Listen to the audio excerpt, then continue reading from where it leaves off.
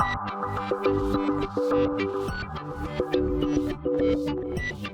and welcome to my playhouse. And today I'm in front of the Hewlett-Packard Hurricane line. Well, it's a Cloudline and it's a 3100 G3. And yeah, it's loud. And on the last video we found out that it was loud. But there was a lot of questions on that video of how much power does it use. And I've hooked up the power meter back here. So we're gonna have a look at that. But first, this video is sponsored by Bargain Hardware because they sent me this server. So let's see how much power it uses. So it uses 193 watts. I have booted up Windows Server 2019 and it's not really doing anything. It's just on. So just below 200 watts, not doing anything. Also, my phone is able to measure the noise coming out of the server. You can see when I speak it goes up and down. Maybe you can see that. Can we get this closer? Yeah, we can. But the server alone is about 72, 73 dBs when I shut up. So as I have commented on multiple comments on the last video, this is not a underbed server, even though when it's off it's a nice server, but it's loud. So this is definitely a data center server or a basement server or something that you put in that shed out there where no one has to listen to it, but it might also be a little bit too power hungry for private use. I would probably think that this is a server for data center use. And as it is a storage server, it's a really good server for some distributed storage. Like if you had 3 of these servers and then they would combine the storage of 3 servers into one pool, and then you would have a redundant system with some safety built in. It does have room for a couple of beefy CN CPUs in here, so it could be used for some virtualization as well. And yeah, I want to do something with it today, but I kind of, the Windows partition that I made on here, the server 2019, when I installed that, it took a bite of the biggest drive in there and put the system files over there. I put an SSD in there for the operating system itself, but then it took the system files and stuff and put that over on that 14 terabyte drive that Bargain Hardware supplied me with. And yeah, I don't want that. I want the operating system to be on that disk and not ruin my data disks. So we're gonna start there. I'm gonna have to reinstall this because I'm not satisfied with that. And at the same time I sneaked up to Microsoft.com and downloaded the newest version of Server 2022 because I thought, well, it was a very early version that I tried last time. And the fault that I ran into was that the network drivers were not there. Well, it kind of saw the network card, but it didn't use it for anything, so that was kind of sucky. Let's open the server up and I'll keep waffling on top of that. Okay, so we need the power meter out of here. Need that one out of the way. This one we need later. And then we need to take it. I think we should disconnect power. And take the cover off. I haven't screwed this in place because I knew I was gonna go in here again. So what I'm gonna do, I'm gonna take all the trays out with all the hard drives, and then we're gonna reinstall the operating system, and then afterwards we're gonna put those back in again. So all of these nice drives are going out.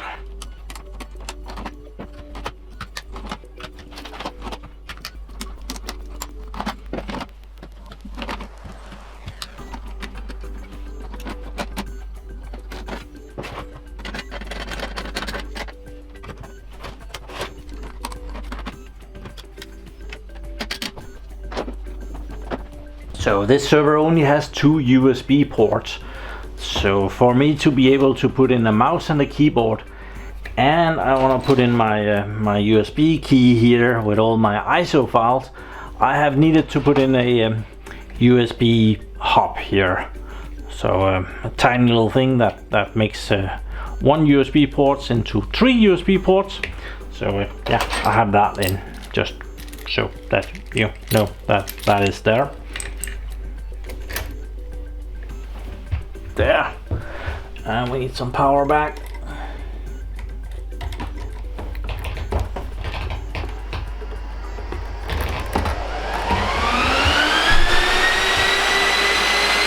And the lovely sound is back. Okay, I have server 2022 installed, and I see the exact same issue as last time. There's nothing under network connections here. If we go over to Device Manager, we have those Intel Ethernet OCP server adapters, and these are the X520s. I saw that server 2019 used another driver for it, and I just found that if I go in here, right click and choose update driver, browse my computer, let me pick from list, it's right there.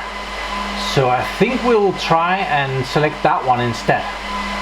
See what happens. Successfully blah blah blah. Cool. Where did it go?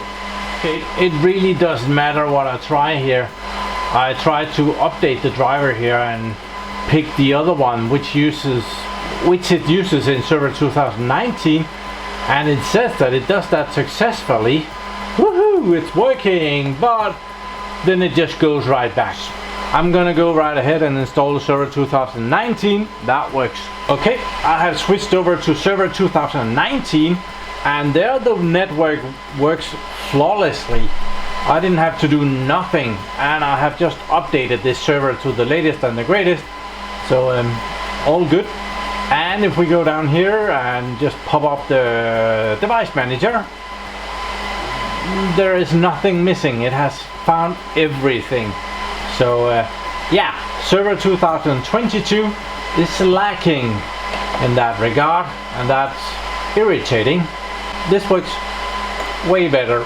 So in the last video I had some trouble with my 3 terabyte drives, so I actually want to put them in first and see if I can figure out why they didn't show up at all. Well, not at all, but they didn't show up like I thought they would. So putting those in, see if I can figure that out. Okay, I went into Windows and I looked for the drives, and they were nowhere to be found. I tried the disk manager, not there, and I tried disk part, the DOS prompt, and it wasn't there either. But if I go into the HPE here, I can actually see that they are there. If I go in here in SAS Terminology, I can go direct attached devices, and I can see the 2 drives there, which is kind of weird. I have the option of pressing Alt-D down there, and I can verify and I can format the drive down there. But I do know that this takes forever and ever, I believe. Oh, it actually has a nice progress bar. It's not always that you get that. Warning, will sector. Oh, so I have to press F to start. May take hours to complete and cannot be stopped. Nope, let's not do that. We haven't got that kind of time. But the drive is there. Those 2 drives are just messing with me. Look at this server manager here, and we're in file and storage services and drives. I only have that one SSD, the 1 terabyte there. And if we go to disk part, we only have that one 1 terabyte disk there. And if we go to disk manager, we have the C drive, and then we have some CD-ROM drive and stuff. Nothing that we need. And these are virtual CD-ROM drives, so they're not even real CD-ROM drives. So not there either. But if we go into this Mega RAID storage manager, both of the drives are here. It sees them, no problem there. And if we go into device manager, there, it also sees them here on the hard drives. They are available, but they're not available. I have disabled these. They were bugging me. I haven't got a clue why they aren't showing up. Okay, it's the next day and I have come across a little progress, even though it's not the greatest. Let's just see. Here we have disk manager, still nothing. It doesn't see that those 2 3 terabyte hard drives. I have also tried to put in another one just to see if that would fix it, but I think they're out of the same pool of drives. So nothing there. They're still here in the device manager, that sees it. I downloaded a Seagate tool for seeing hard drives. That does not see it. But if I check a hard drive tune Pro, it sees him. It can see the drives here. But let's just pick one and test it. It immediately finds an error. Test about it. So and if we go into info, this firmware is not showing up and the serial number is, well, something weird. So, and it's the same on both of them. So I cheated. I replaced those 2 drives with 2 other 3 terabyte drives, which shows up just fine. So yeah, I hate doing that, but time is running out. I'm not getting any younger. So what were we looking at anyway? Yeah, I found in the HD tune, well, it still won't test it, and if I go into info, it still just shows something crappy weird down here. So apparently that was not the problem, but something else was, and I did not find out what. So yeah, right now I'm trying to install this drive bender, which Unky Joe over at Unky Joe's PlayHouse is very fond of. So I thought I would give it a go. It seems that I get a small trial, so I have a few days to try it out. But yeah, I should be able to put in 100 terabytes in this server now. Okay, I have all the drives in again. It looks very cool. It takes a bit longer to boot with all of those drives in it. It has to initialize all of the drives. Now there is 12 drives that it hopefully picks up. Otherwise it's back to the drawing board, and now it won't focus. Focus! Did it not find any? Oh, now it's searching for them. Okay.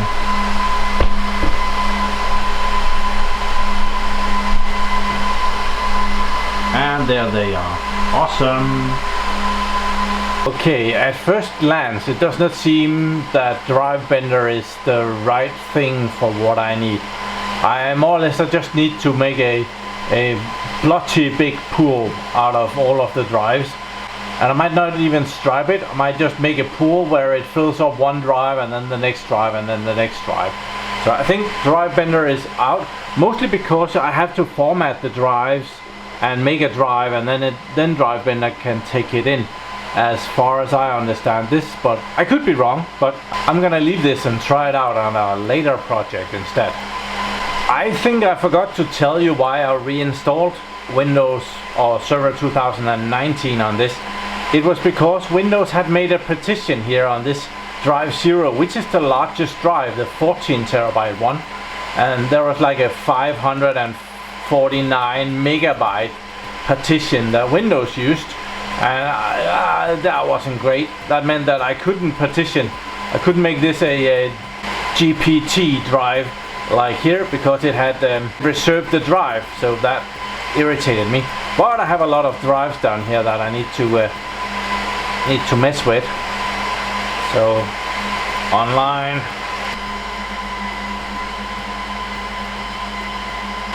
let's see if we can make something big.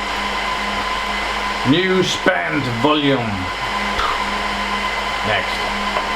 Yeah, we have a lot of drives to add to that.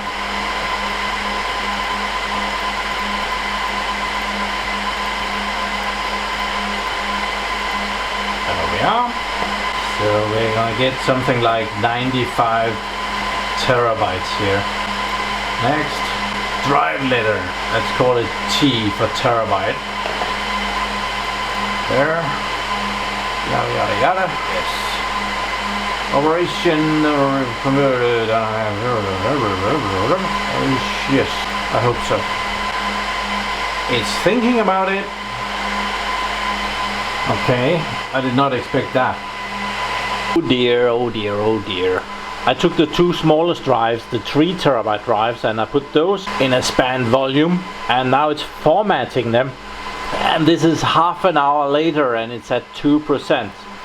And that's is like 5.5 terabytes, and we have 100. This will take forever. I'm gonna shut this down. We're gonna put that server in the data center because it's noisy and it's bothering me. I just carried that server out here. It's huge. I should have waited with putting in the hard drive because it's gotten blotchy heavy too. But I have cheated a little bit. I have actually mounted the rails. They're behind door number 1. So here are the rails for it. These rails. Oh, what have I? Oh, what a mess. Okay. So they are able to lock themselves out or release themselves when there's nothing in them. But I was about to say that these rails are kind of irritating. I have to get the server in, and I have to find that big hole and pull it forward, and I hope there is something that will lock it into place. Otherwise I'll have to find a screw and put in. Yeah. And it's a heavy server. It's gonna be very fun to have it balance out there. So I'm gonna do that, let you know how it went. Change of plans. You can actually take the rails apart. Take this metal strip which you have to place there, take that out, and then you just have to fit the end of it in there. So we can do that. There's a white thingy here. When you pull that back, you can extend it even further and it comes out, and you can click it on the server. I can't do that with one hand, but you make the holes line up and then you click it into place.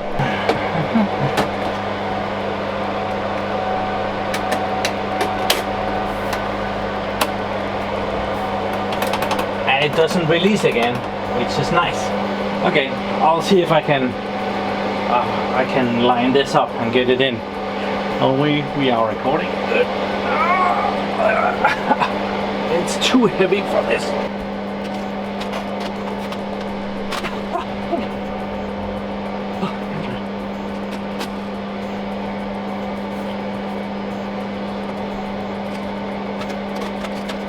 For fuck's sake.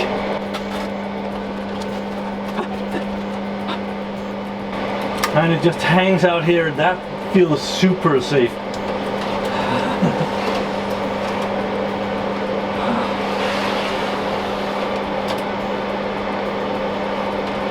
I need to go around the back. Some cables in the way. I did say that this was a D server, and yeah, I have some cables here. I have to plug them out of the switch and put them back around this. I should have done that when the rails was out, but well, I'm not taking that server in and out again. That was too heavy. So I'm gonna unplug them and move the cables around this rail here, and then we can pull it all the way in. Okay, cables are out of the way.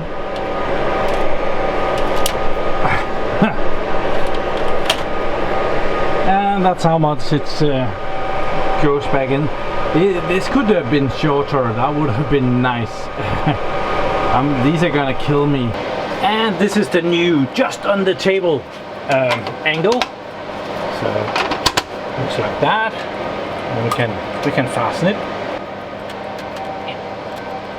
It doesn't actually look like a server. It just looks like some kind of an air thing. At least it's in the rack, and I don't have to listen to it in the living room. Remember that if you would like one of these, Bargain Hardware at bargainhardware.co.uk, they have plenty of these, but I will probably say that this is for business use, or if you are in need of storage and don't have a lot of rack space for it, and maybe want to make one of these systems where you have 3 of them and making a storage cluster, which you can both pay a lot of money for or get as open source. And you get 5% off over at Bargain Hardware if you use the coupon code, checkout code, promo code, MyPlayHouse, small letters, at checkout. So I'm gonna go around the back and connect some power to this Hurricane line of the Hewlett-Packard Cloudline CL3100 G3. Mess around with it in the data center where I don't have to listen to it anymore. So thank you very much for watching my videos. Do subscribe to my channel so that you can see me again, and have a really nice day. Bye bye.